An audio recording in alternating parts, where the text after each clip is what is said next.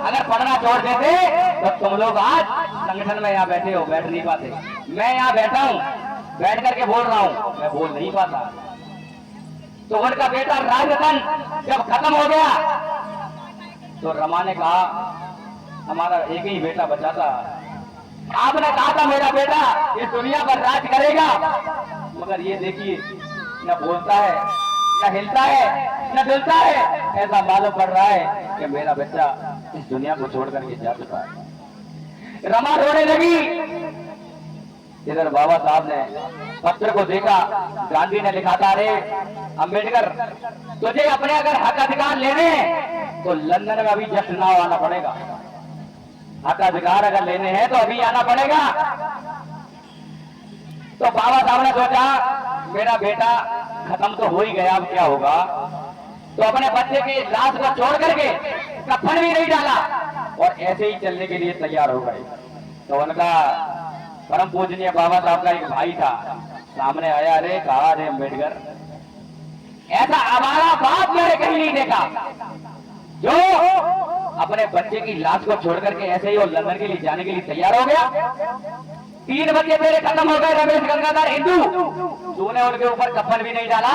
तेरी पत्नी की साड़ी कफन में चली गई। माता रमा कफन के रूप में अपनी साड़ी को फाड़ करके देती थी, कफन लेने के लिए पैसे नहीं थे। तो कहा ऐसा अभागा बाप नहीं हो देखा मैंने।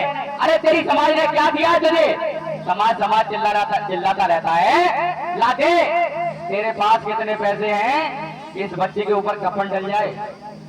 तो अपनी जेबों में हाथ डाला परम पूजनीय बाबा साहब ने, तो जेबों में सिर्फ और सिर्फ इतने पैसे निकले तो वो इंडिया से लंदन पहुंच सके, उसके अलावा 1 पैसा नहीं था।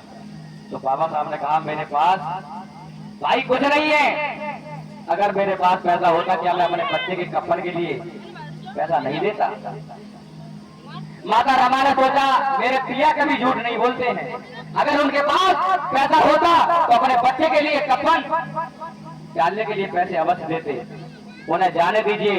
तो परम पूजनीय बाबा साहब अपने बच्चे की लाश को छोड़ करके और ऐसे ही लंदन में जाकर के पहुंचे। गांधी एंड कंपनी और जवाहरलाल नेहरू, डॉक्टर राजेंद्र प्रसाद और मोहम्मद जिन्ना, ये सभी बैठे हुए थे।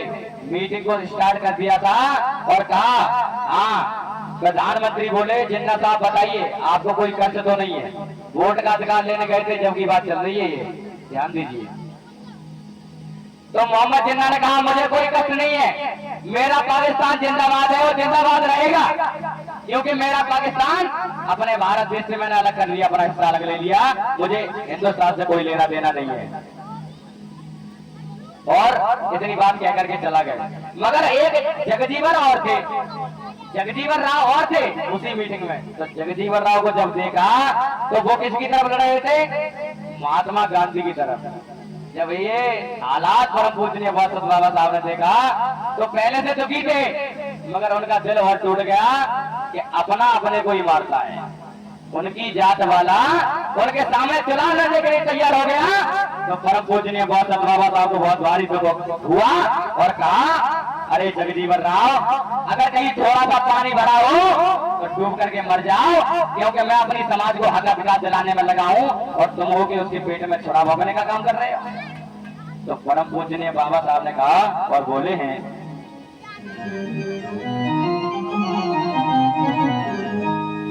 कि जगजीवन राव, अगर हार होती है तो अपने से होती है, किसी बिराने से कभी हार नहीं होती है। और कहा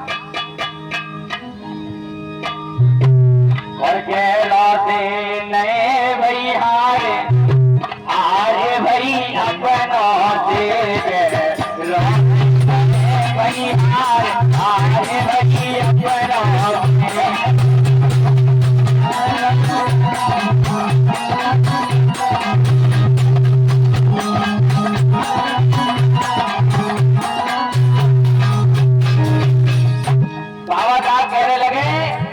जगजीवन राव, अगर व्यक्ति हारता है तो सिर्फ अपनों से हारता है, कोई गैर उसे हरा नहीं सकता। और कहा गहरा से नए वही हारे, हारे वही अपनों से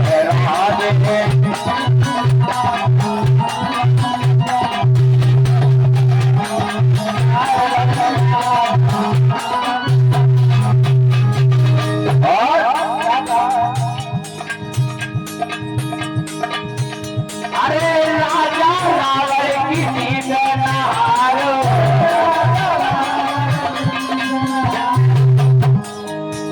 अरे राजा रावण की सीत नहारो, अरे राम से हारो लक्ष्मण से हारो। मगर जगजीवन राव ध्यान रखो, किससे हार गया? जब उनका सगा भैया विभीषण जाकर के राम से मिल गया तो लंका में आग लग गई। भैया विभीषण से गौहार हारे भैया बनौते।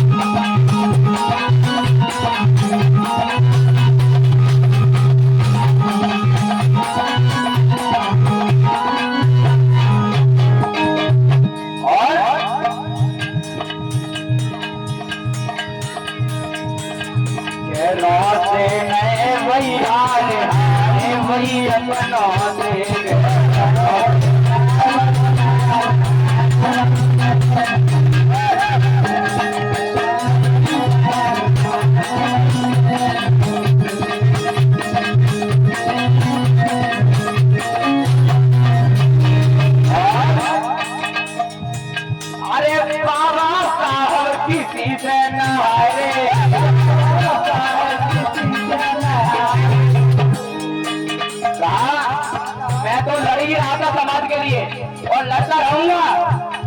मैं किसी से आज तक नहीं आ रहा, मगर मैं जब तुम्हें अपने सामने देखा है तो मेरा दिल टूट गया है जगजीवन राव कि अपना ही भाई मेरे ही खिलाफ खड़ा है लड़ने को। मेरे दर्द होता है, मैं अपनी समाज को हकदार दिलाने में लगा हूं और तुम्हें को उनके पैर काटने में लगे हो का?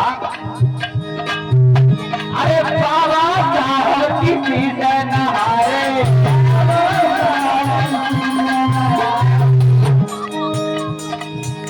अरे गांधी से हारे न राजा से हारे, अरे गांधी से हारे न नेहरू से हारे।